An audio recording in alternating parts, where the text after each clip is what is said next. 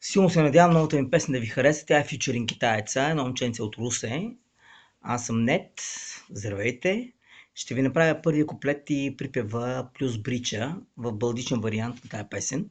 Се надявам да ви хареса, защото е актуална за времето, в което живеем. Живеем в много шибано и гадно време.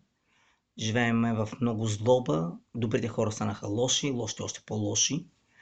Надявам се да изкореним това, защото ние в крайна сметка сме българи.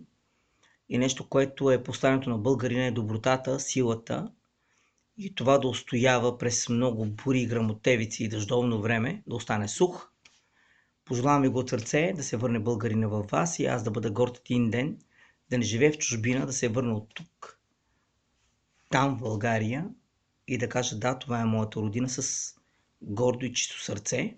Затова ще ви изпея съвсем лека капел от това, което съм сътворил. Надявам се да ви хареса и да ви докосне по някакъв начин. Ще го направя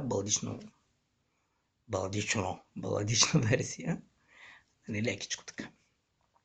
Тук съм сам, от вас ранен, опръскан скал и от човешка злоба чувам пак от тук, от там грозни думи от грозни хора. Тук съм сам, от вас ранен, опръскан скал и от човешка злоба чувам пак от тук, от там грозни думи от грозни хора.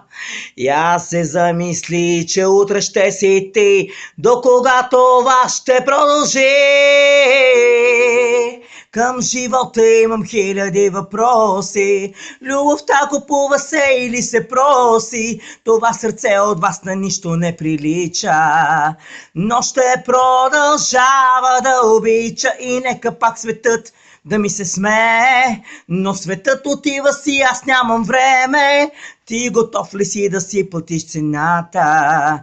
Знам, че идва дени за разплата.